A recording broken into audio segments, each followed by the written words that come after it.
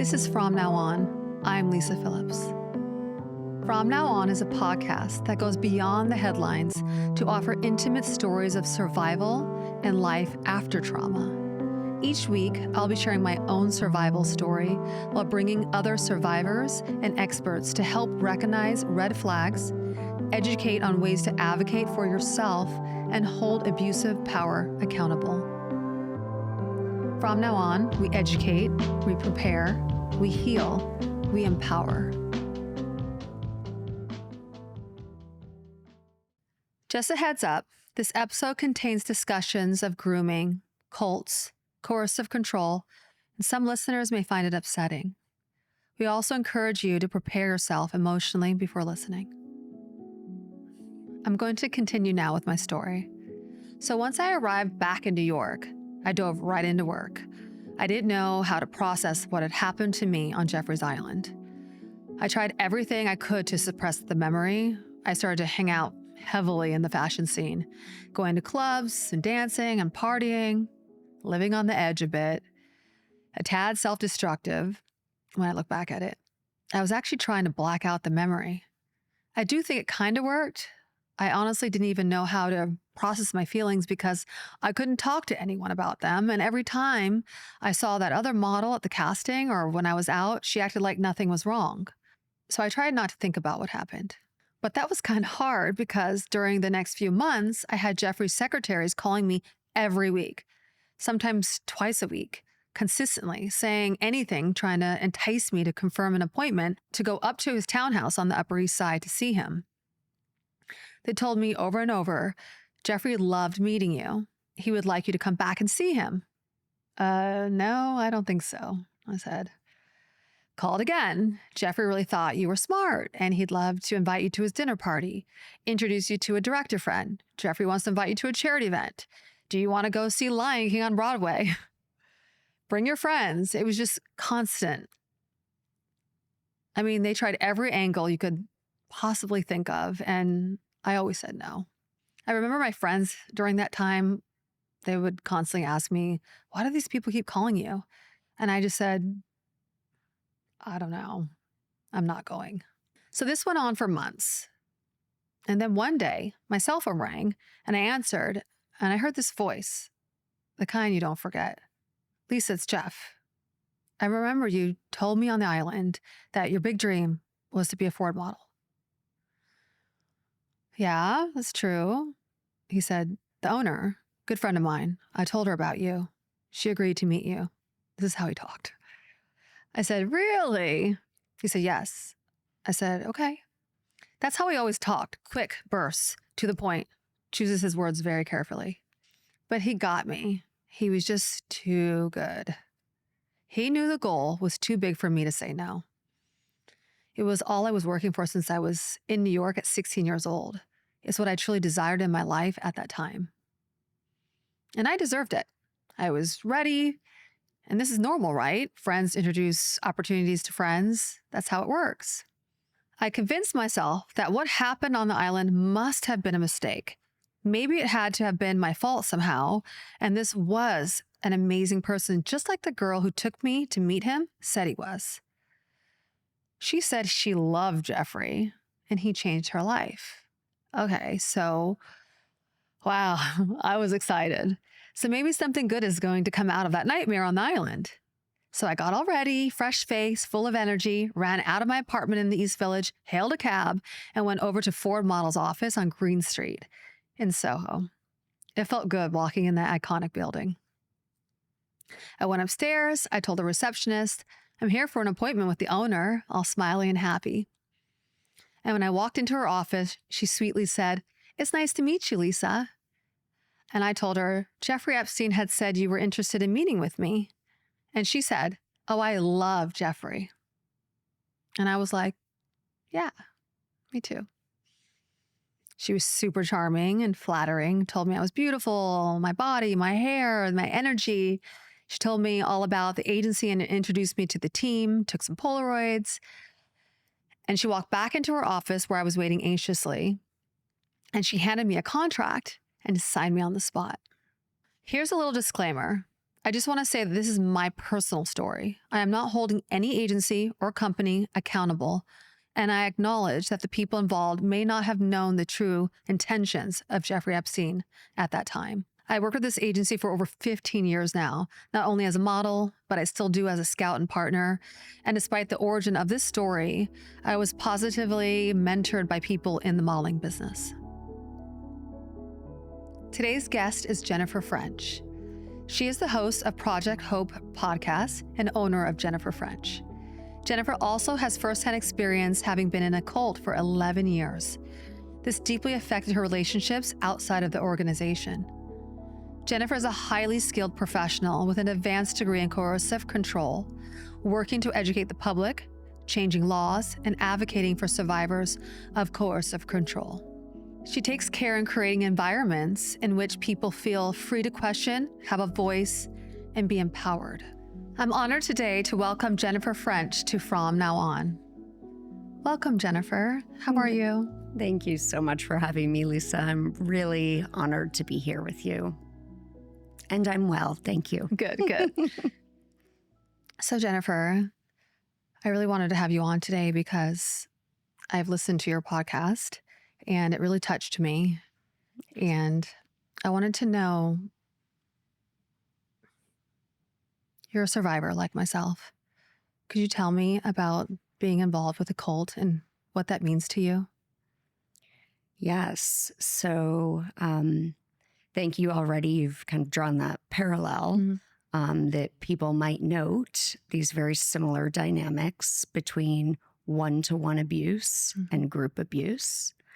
The kind of crux of my story and the biggest pain point of it, I was quite young, 23, I think, when I went into this group that I thought was, we called it a Christian mystical group. So kind of the inner path to Christianity as Zen is to Buddhism or Sufi is to Islam. So I was thinking it was kind of like deeper work that's really personal, that's real, it's experiential. And this is actually something you hear quite a bit in New Age groups. That there's some value on the experience, right? And then knowing through experience over what you're being told or doctrine that the group believes in. The biggest pain point for me was that I had 8 years of not speaking with my parents and mostly everyone else who I had known and loved in my world. Also, my family was extremely close. So that was another thing that the leaders saw right away. And I'm sure that that was targeted because they knew that that connection and that bond was strong enough that it held some potential to actually draw me away from the group at some point. So my theory, because cult leaders will very personally target individuals. So if I kind of speak to my personal story, I think my cult leader knew that love would work for me. That's how he tied me in. And it was actually the thing that lingered for me the longest in my healing process was this excruciating question around whether the love was actually real or how could it not be, right? Because then I'm really stupid. Like love is something you feel. So if that's not accurate, is my radar off? What's wrong with me? You know, all of these things. So you must have felt a more powerful love from your leader than from your family at that time, or you were thinking? I was thinking so. Again, at this point, you know, there was about a 3-year process of breaking me from my family and then 8 years not speaking to them. And then it actually had to do with family that I then kind of started to reevaluate things. Right. You had said that in the podcast that your family came knocking on the door for you and your brother, you could see him through the window. Like that broke my heart because your family was desperate. They were. For you to have contact with you and bring you home. Yeah. And how many times did they do that? They really tried. There were 3 different incidences that were actually organized. And it may be interesting for people to know that this is a whole field within the cult world. We call it the cultiverse for fun. The cultiverse.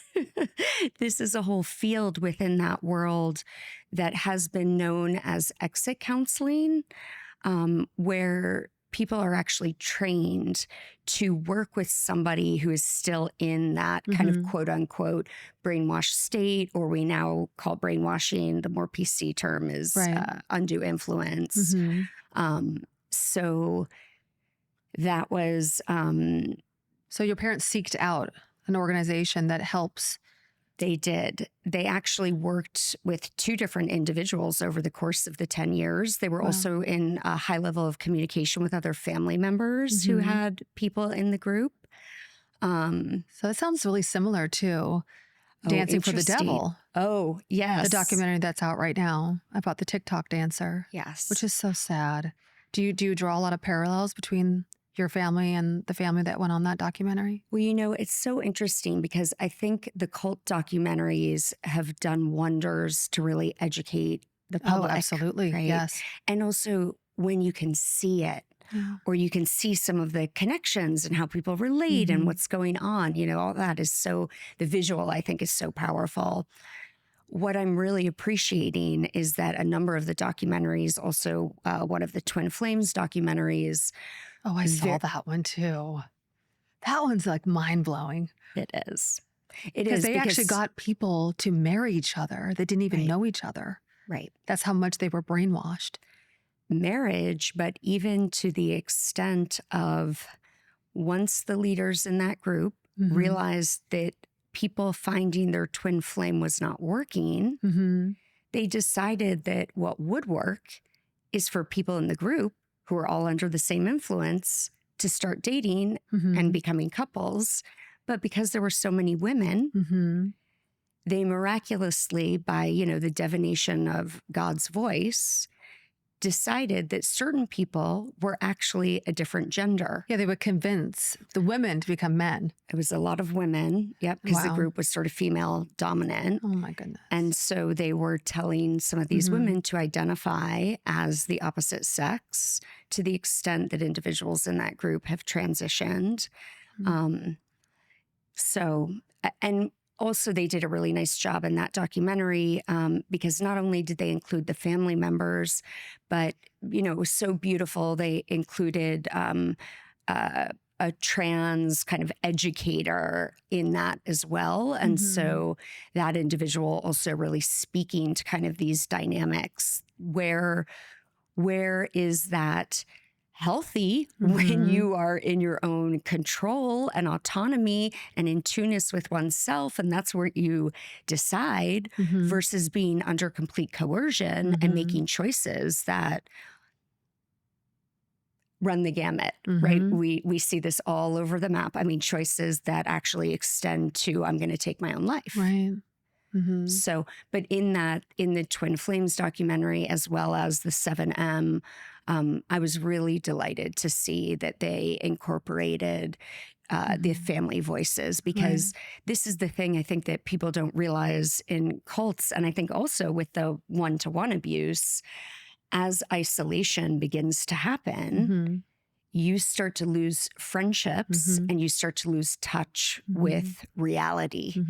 And you kind of become more and more isolated and insular. And then it's easier that the coercion can take hold, right? Because it's kind of all you know. And then, of course, it depends on the perpetrator, because there's often a bond there that's also taking place. Well, usually there's a very strong bond. Strong bond. Yes. And is that what you had? I had a very strong bond with a male leader. My group was interesting in that it had a male and female leader, which is somewhat unusual. But Becoming actually more common, though. Yes. I've seen. True. True. And I think also with some of the online things, it's becoming more and more common. Of course, usually there is one person in that couple who are holding the true power. And in my group, it was certainly the man of the group, even though they talked a big talk. Because actually, what I've assessed now is that she gave him credibility, that she was a woman and the a woman leader. gives the man credibility, Which That's is the whole very reason why similar they work to together. the Ghislaine situation. Ghislaine and Jeffrey, in Florida. Yeah. I mean, it does create a sense of safety Of and credibility course. for women, Oh, yeah, because right? you always trust the woman. Yeah. They have, good intentions. Yep. Yeah. No, they don't always, so. Right. Mm-hmm. And that, of course, is one of the main reasons that is so important to kind of understand in this, public question of, are survivors stupid, who kind of get into Right. this. And there's such a huge misunderstanding around that. I mean, people who are brilliant, intelligent, Oh, of course. in our group, there were Mhm. doctors, there were medical practitioners. Was it mostly women? No, Oh, actually, yeah. a hodgepodge. Wow. Yeah.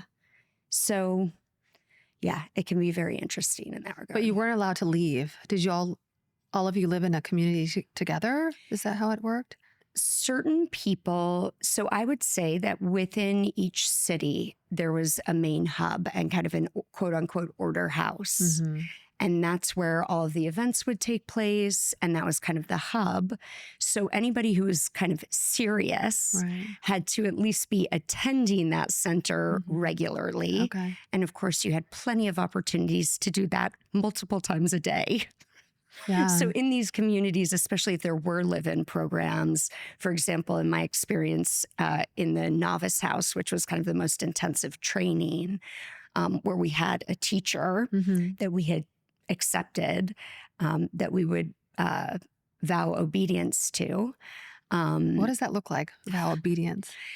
It basically means that it's understood and accepted as a student that I buy into my teacher having a closer, deeper, more connected relationship with God, could therefore literally, in our group, literally hear God's voice. Of course. In a totally unedited form.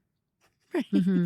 Which is so funny to me now because it's just like, so it wasn't then. It's like we all have our filters, right? And so the belief really within this group was truly that this was a pure filter, a pure direct access to God. And this is one of the biggest red flags for anyone in any group. I truly believe now that it's dangerous as soon as you have anyone who is claiming to know divine spirit, God, whatever you want to call it. God's telling me to do this. Right. I think as soon as that exists, you do not have a healthy environment because everyone then must defer to that person or believe them. And that's where the abuse takes place, right? Complete loss of autonomy, complete loss of ability to move and be and live in the way that one would if you're unfettered and you're able to be yourself, even in your humanity, right? Yeah. Like for me, honestly, Lisa, one of the best things after these, I've been out for about 12 years now, I think. But for me now, when I have little mess ups where I'm not my best self with my husband, whatever it is, and I can just say, I'm really sorry about that. That was kind of embarrassing, Right. And the forgiveness is right there and the understanding is right there. And you're left for being human. Yeah. I mean, is that not on a deep level probably what we all need? Yeah. We But don't have to be perfect. I was just thinking that you're so lucky that you have that support. Yes. That you can find a partner that gets you and listens. Yes. That and friendships. I mean, really, I think in my recovery process, because the family schism was so painful and so big, the year after was really a focus on that reconnection. I couldn't even read a book on cults. Like, I didn't really want to see the information. I triggered. I just couldn't quite go there yet. And there were certain things that I personally bumped up against in the kind of cult literature. So, for example, there's very much, and we see this is really a product of coercive control, that there is a slow erosion of oneself and one's identity. And so as that happens, there really is some sort of loss of oneself. In cult literature, there are numerous labeled theories around this, kind of identity theories. And when I got out, that was the biggest concept that I bumped up against, was kind of feeling like in the cult world, there was this idea that I had to, if I did like cult recovery, that I had to admit that I somehow wasn't the same person. And I just didn't get that. It was something I sort of needed to reject. And then once I actually approached the literature and started to really understand what that is, it all makes sense, right? Because we maintain parts of ourselves, of course. And then there are other parts that just sink back further, further, and further. There were parts of us that get manipulated and morphed and changed. And then, isn't it fascinating that you can leave the group and literally reunite with the person that you were beforehand? Of course, this is for individuals who weren't born in, which is another different element to the healing process that's challenging. Well, can we go back just a little bit and can you define what a cult is? Yes. You're throwing all these big words at me we want to get to, but what is a cult? Yeah. So I would say that, well, one of my favorite, I'll pause for a second and do a one of my favorites. Okay. So I think this is also, when we're talking about cults, we sometimes also refer to like one-to-one cults because the function is so similar. But basically, and this is why I think also these things are not easy to explain, right? Because it's not like a one sentence. Yeah, I'm sure it's not. Soundbite, right? I keep thinking about that because people have always said that Jeffrey Epstein and his co-conspirators was a cult. Yes. So, and I'm just like, want to hear your definition of it to think if it's true or not. Yeah, interesting. That's interesting. So, well, what I would say is that, so one of my favorite kind of actual definitions of cult, and this is sort of based on the work of Michael Langone, is that one, it exhibits like great or excessive devotion or dedication to some person, idea, or thing. Right. So the thing is interesting because now with the online cults, we're starting to see that it's sort of some of the first time where you don't see a leader who has a name and everybody knows this person and they're the shining light of the group. We actually see people gathering around a product, for example. Secondly, it uses a thought reform program to persuade, control, and socialize members. So basically kind of integrating them into the group's unique language, way of thinking, concepts, practices, all of that. So like a yoga or meditation group could be a cult under that definition. Yes. Oh, okay. Yeah. Third, it systematically induces states of psychological dependency in members. This is done many different ways, right? So you mentioned like the yoga cults. A lot of times these groups are coming out with exposés, again, because of the leader and indiscretions around things like that. But for example, people are particularly susceptible in practices that are spiritual or with yoga things, with Kundalini, for example, which, funny enough, this is also something that happens. We have what's called a label called like cult hopping. Cult hopping, yes. So you're looking for that. So you're looking for that connection. Exactly. Somewhere, somehow, please give it to me. And I can't find it here. Exactly. And I move on to the next one. Right. And even if it's like community, that you had such an amazing time in this group that you now recognize as unhealthy. Like-minded. Right. And that's the sorrow. See, I would think that most people who don't have a good, healthy family relationship, supportive parents and loving parents would find themselves more in cults. But you had this wonderful, loving, caring family that would do anything for you.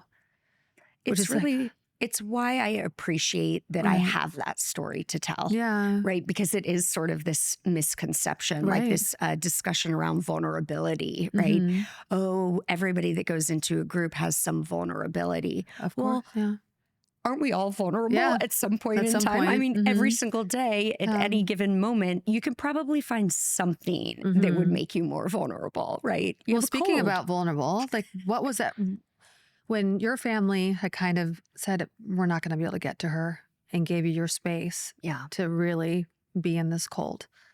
What was happening emotionally for you and even physically during those years? Because there was a lot of years after that. You know, it's neat that you asked that because, so I'll explain this in a way that I've seen personally about myself. And I've actually never shared this publicly because, first of all, it took me quite a long time to actually figure it out.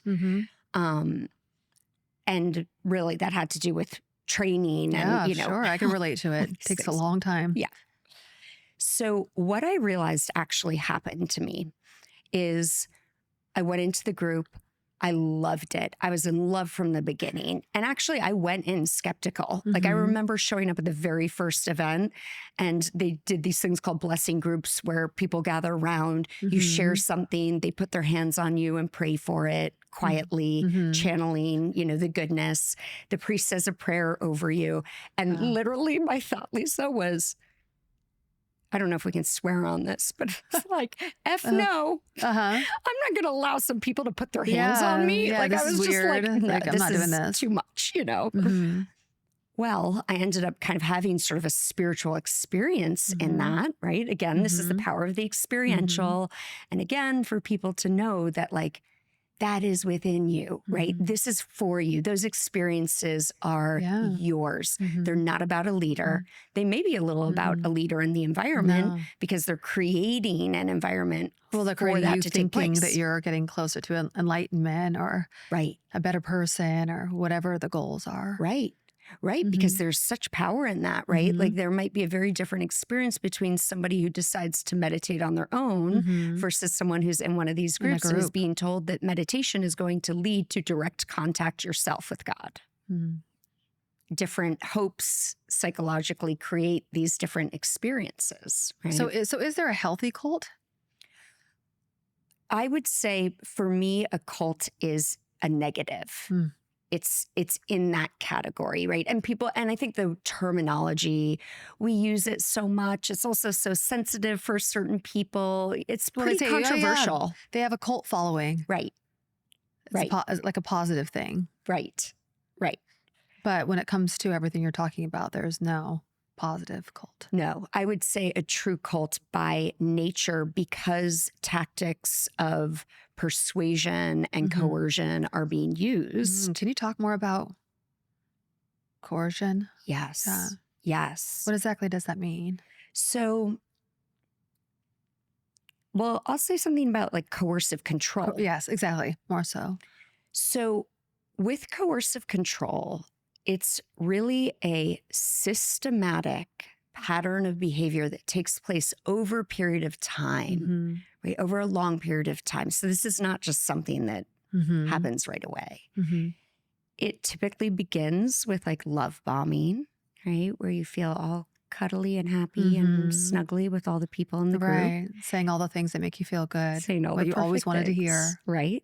There's usually charm happening, Lots of charisma charm. from the leader or the individual. And then what happens is once they feel you emotionally committed, then they can start to mess with you. And this is where these dynamics of the coercion begin to unfold. So gaslighting is one of the tactics. And I know also that term has kind of been mistaken it's a lot. tossed around It's so much now. Yeah, it's sort of like around social media, people are kind of using it as like, when you have a disagreement with somebody, then they're gaslighting you if they don't agree with you, right? That's really not what it is. It's really, again, a process that takes place, and it takes place over time because you are being told by your abuser that what you are thinking, seeing, your reality is not real. Right. So you start to actually believe yourself that you're not sure if you can trust yourself. You're not sure what's real or not. That's kind of the product of it. Yeah, because you're saying, I saw this. And they're saying, no, you didn't. Right. And then you start thinking, oh, maybe I didn't. Right. And that's about current perception within the group or experience. And it can also be in the memory, right? So literally changing memories of what you thought was real. That's scary. It is scary. And that honestly, that does happen, which is crazy. And, it just shows you, again, the power of the mind and the power of these things. It's just wild, I think I lost my train of thought there. But what I could do is go back to kind of this process that happened for me that actually might be helpful for people in understanding this as a process in terms of some of the psychological breaking. Oh, that'd be great. So I felt very connected to my family. I knew in the first 3 years where I was trying to be a part of this group, I really believed and thought that God's presence was there, that if I stayed, that it was a devotion to God, that it was like a good thing. Well, you must have thought that to stay. Right. And that's the case, right? There usually is something good. Otherwise, people don't stay. So in those 3 years, I kept trying to convince my family and using all the things that I was being told to say. But it was so awkward. I mean, literally, I would try to memorize what my teacher had told me, and then I'd speak to my family that way. They're just like not buying it. So when they thought it was weird, I knew it was weird. Right. Because I knew I was speaking in a way that I never had before. And, all these ultimatums. They knew you were in a cult. They did. They knew, and they wanted to get you out. So they were going to listen to anything that you were saying, but you were, brainwashed basically to tell them these things, to say, oh, no, this is okay. Right. And it doesn't matter if they believed it or not. You believed it. Right. So that you could stay. Exactly. But I knew something was weird. And you always knew in the back of your mind. There were little things, and then you sort of dismiss them. Right? And this is sort of part of this process. So I'll go into this. So in those first 3 years, my experience, I was completely enmeshed in the community, the teachings. I mean, I was living it. The one thing that I couldn't do was this breakup with my family because it just kind of fundamentally didn't make sense to me, right? Like, why does God not want me to talk to my family? Yeah, that doesn't make sense. Right. Maybe I need a break. Maybe something needs to shift or happen, right? Very normal in healthy society when people are doing healing work that they may need a little break from their family, and then they return and then they test it out and then they go, ooh, I still have a trigger here. Let me go work more on that. And then they go back to their family, and that's healing work, right? So there was a part of this that didn't make sense to me, but the carrot that was so tantalizing. And I really, again, I really believed it in kind of the steep way. So I basically was in a process for 3 years that if I really describe it, and this is, I think, what you were also just kind of feeling into around this incident with my family showing up and kind of this torture of literally hearing their voices outside the window, knocking on the window and saying like, sweetheart, we love you. Can you please just come and talk to us? And it was so devastating for me. And this really was the state that I lived in for 3 years, where I felt like my insides were literally being torn. It was like I couldn't resolve it, and it was so painful. And I kept trying. So then I'd bounce back and forth, right? I'd reject the family. They'd go through a huge thing, and then I would kind of crumble and go back to them. Did you voice this to the leader that you felt this way? Oh, they knew absolutely everything. So what would happen is I would do something that felt natural to me. Right. I'd go back to my teacher, and he would go, what the hell have you just done? No, you go say this. Oh, and he's then I feeding would you go, everything what to say. Absolutely. Right. But in your heart, you're like, I don't want to do this. I didn't, but I was such a forcing. struggle. Here's the disconnection. I was forcing myself psychologically to go, but this is what God wants for me. Of course. And that was kind of the psychological break that was happening. And it was so painful that my choice was family or God. Yeah, because God's up here and family's always down here. So you have to make that choice. I did. And I knew I did because they were forcing me to. Not everybody had that same kind of experience. Yeah, I was curious about that with other people there. Were they more easily turned away by their family? So it's interesting because what this group did, the leaders are, again, very strategic and it's all very personal.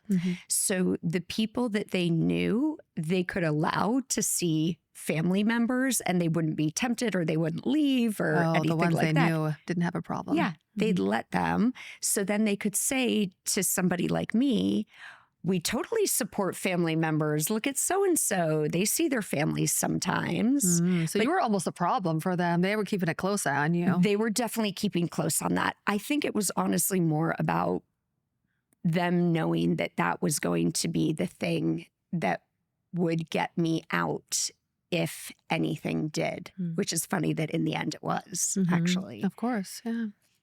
So after 3 years in this excruciating torture, I mean, really, when I actually truly tap back into it and think about it, I'm like, it was such torture. It was torture for me personally, but for me to know the impact that I was having on my family and feel their heartbreak, know that they were so confused, hear their voices saying to me and speaking to me like, we don't understand. I knew that they didn't understand because I knew I was being weird. So it was such a struggle. And so what you start seeing there is a cognitive dissonance begins to happen. What happened then is that once I decided, okay, I'm truly done with my family, that's when I was able to then fully commit. And I spent about 8 years of my life, I would say, in what I would call a kind of state of bliss, of peace. I felt like I had purpose. I felt like I was serving. I felt like I was doing what I should be doing. I felt like the group was doing what they should be doing. It was sort of magical. Oh, so I can see why it's so confusing. But here's what was really going on. Now, after being educated, I realize that those 3 years were kind of a psychological torture. When I made the decision, there was extraordinary relief because I was no longer carrying this thing of the pain that I was causing my family. It was kind of like, okay, now it's just done. And now I can commit to this thing that I'm doing. So I dove full in, and we were a group that was doing spiritual exercises all the time. So actually, in retrospect now, what I see is that I was spiritually bypassing all the pain that was under there, thinking that I was doing my thing, totally blissed out. And I literally had no idea that I spent 8 years in cognitive dissonance. Wow. And this is also the power of some of these spiritual groups and spiritual practices. And people don't really realize, I mean, there are even psychology practices that trained psychologists will get certified in, like something called NLP, that's neuro-linguistic programming. And this can be used for good or bad. And so, for example, again, now that I'm sort of educated, I realized that my leader was using NLP. Oh, wow. He also... What does that look like? It's a way of speaking that becomes kind of hypnotic. So you're also, in a trance. Yes. And this is also really important for people to know, is that people who are a little more susceptible, because of course, as different personalities, some of us are a little more just innately susceptible, like to hypnotism, for example. And some people fall under the spell real quick. That's right. Yeah, and some people have a really hard time with it. That's right. And I'm sure they know who they can hypnotize. I'm sure they are observing that and very tuned into it. Yeah. So it's interesting because while I never would have thought I was being hypnotized, for example, once I actually really did a deep dive research into my leader and understood what his background was, what he was educated in, that he had messed in the dark arts, that he used them on his daughter, that he hypnotized her, all these things, it started to just fall into place and make sense to me. And I was like, oh my gosh. So I was Is he still teaching? Yes. In California too, right? No. He's actually in Knoxville, Tennessee. Okay. Is that where you were? No, I was in California. That's what I thought. Okay. Yeah. So now it's a very small group. They shifted. They moved to. Right. And they change names and they do all of that. So, yeah. I would think it would get harder now with social media and everyone talking to each other and calling everyone out. Well, it's so interesting. You'd think so.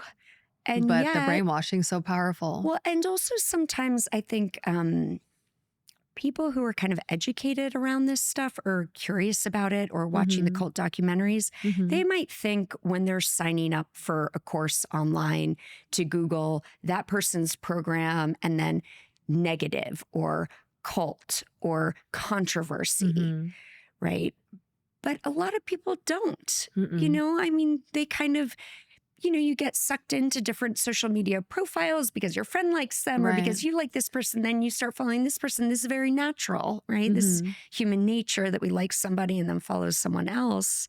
Well, it's very easy. People are looking for that connection in that community. Right. And once you have a little in with it and you've never felt that way before, then it's easy just to stick with it. Exactly. Right. Right. And so I think sometimes there is just a simple innocence to it all. And, you know, as you know, often we don't identify unhealthy things until we're actually in them. Right. Like you're in the quicksand. Right. You're sinking. Or years later. Right. You don't even realize. Exactly. And this is why actually it's a neat stat with coercive control. And this is really research in one-to-one relationships of coercive control.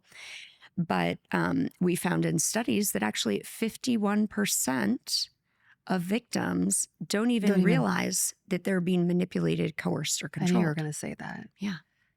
It makes perfect sense that you're not even aware of what's happening to you. Right. Until you're actually out of it and look back on it. Like you're describing. Right. Which is the same thing that happened to me.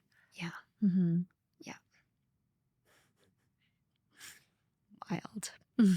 So the other elements to the cult are also that it exploits members to advance leadership goals or leadership agenda, right? So that's also a really neat thing as a little like mental touch point, because also in one-to-one relationships, again, this sort of amorphous question around your the personal relationship with the leader. Again, you really can't see it while you're in it. But as you take a step back, it becomes very obvious that everyone's a pawn. And so everyone is being used to accomplish whatever the leader's goal is, whether that's like self-adulation, maybe it's some mission that looks external, but always it's about that. The individual will always be sacrificed for the group. And this is why when you kind of go, when you actually think to go like, oh, if you think about the track record of the person that's responsible, so either the leader or the abuser, if you think about the track record and you think about how many times they've actually received feedback that what they're doing is abusive, which usually they have. I mean, in our group, numerous people left and provided feedback, and they may even agree with the feedback. They may even seem like they're super open to it, but in the end, they will not implement that feedback. So let's say it's around communication and you were the leader and I were to say to you, oh, when you speak to me in this way and you use this language, it feels really harmful. You would be very accommodating around all of that. And in the end, you're just going to keep speaking the same way you always speak. It just doesn't change. And that's a good touch point. And I think of that also in abusive one-to-one relationships. If you have given your person feedback numerous times And nothing changes. And nothing changes. I mean, it's one thing, right? A lot of us have a hard time processing first time around. Right. Second time around too. Right. Sometimes it's hard. Sometimes, yeah. But the third time, that's when I go, start to pay attention. But don't they say it usually takes 6 or 7 times before you realize and they're not listening, it's not going to change, and so I need to get out of this relationship. That was actually my next question. With, unfortunately, listeners watching at home might be in the throes of abusive, coercive control, power dynamic relationship. Yeah. What kind of advice, would you give them? Well, I think that identification is a good one. Mm-hmm. That feedback isn't being implemented. Mm-hmm. And really in the one-to-one relationships where there's family around, where kids are involved, my go-to is if I'm working with a woman around that kind of a situation, the first thing I'm thinking of is safety. Mm-hmm. It's not get out. Because that's not always safe just to get out and try to leave. That's right. In fact, that's the time that usually things happen. Is the most dangerous, when the abuser feels that they're losing control and somebody makes a statement that they're going to leave. We also see like super high rates when a woman, for example, is pregnant within a family unit. And that's the same underlying principle, right? The male is beginning to feel that he's going to lose control because her love is going to go to the baby. And that is also a very normal, healthy thing in couple relationships, that the man would go through some grief around that and that change in dynamic. But this is different. This is abuse, right? We see that, and a little trigger warning here, but this is where we see women who are pregnant literally being kicked in the belly by their husband. That kind of violence. So it, as soon as the control is being lost, that's when women are at the highest risk. And that's, of course, in leaving. So really always safety is what I'm initially assessing for, because it's critical. Then what does safety look like then?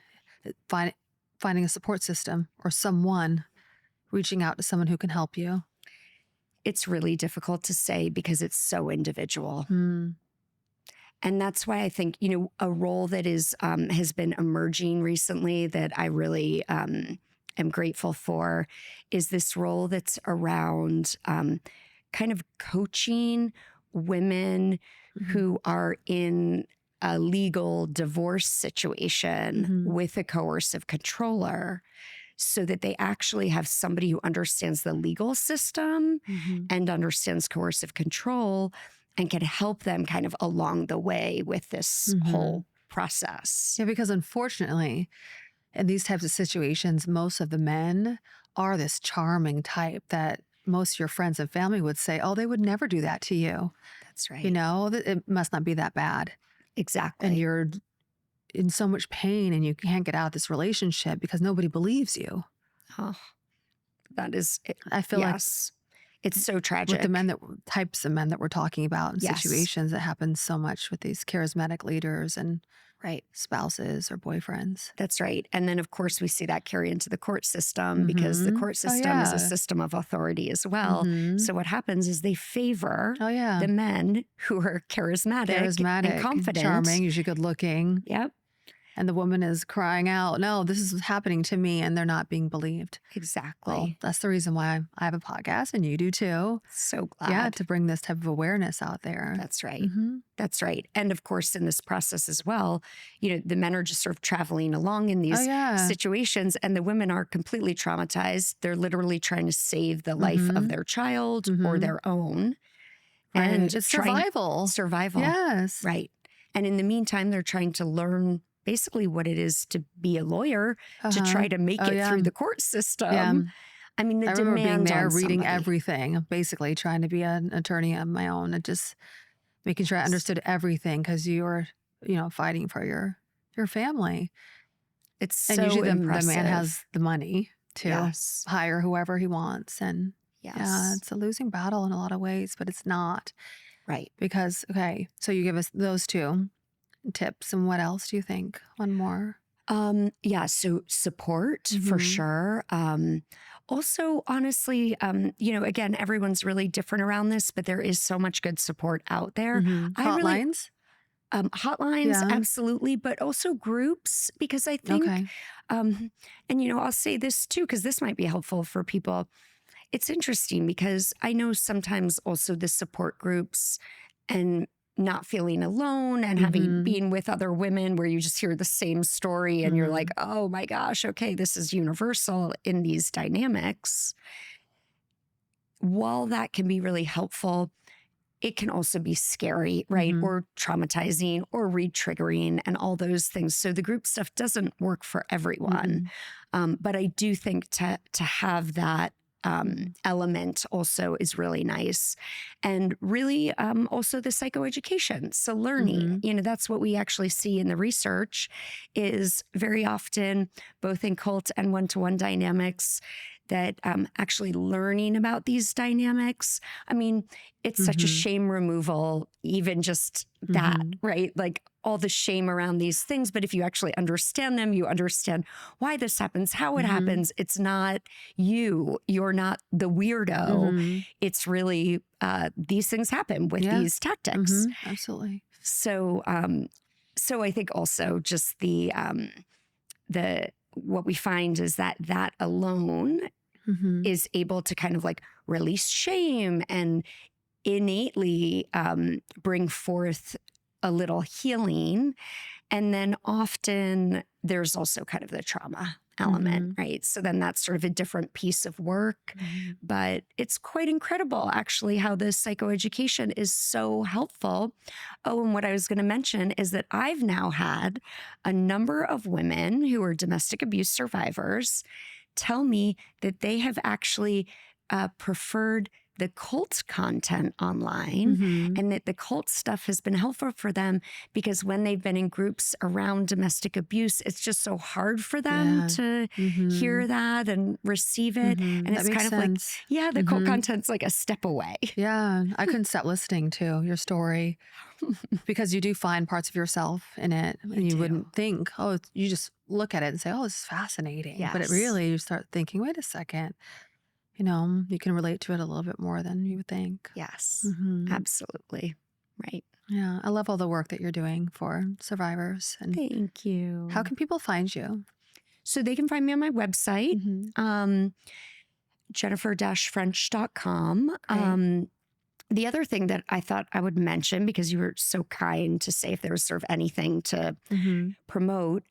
Yes, please. Yeah, so I haven't even put this out yet, but in August, I am going to begin what I think will probably be a weekly group experience.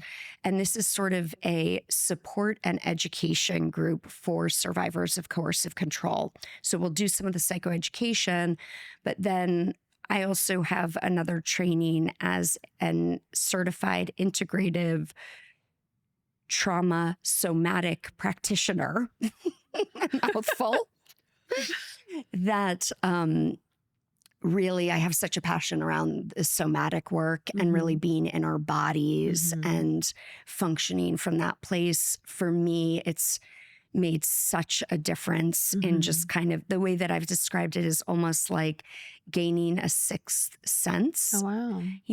Oh, now I can actually perceive the world from my body. I'm receiving information from my body. Intuitive and yes. Right. Would that be part of your retreat?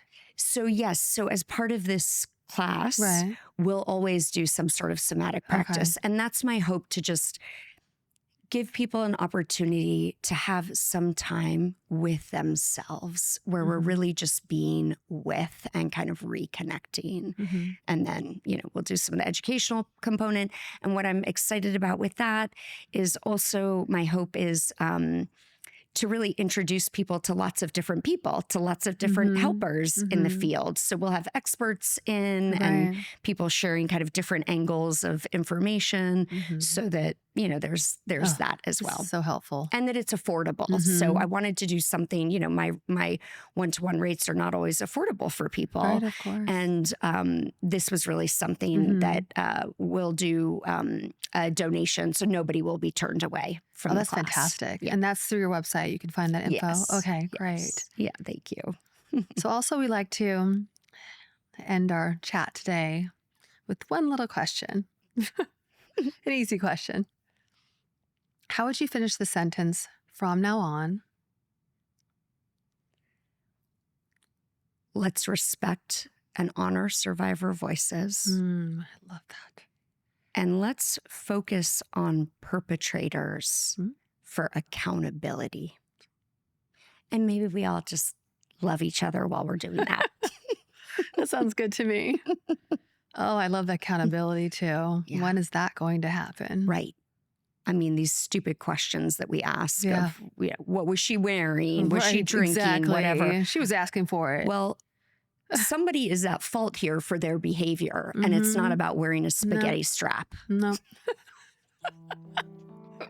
So, from now on, we want accountability.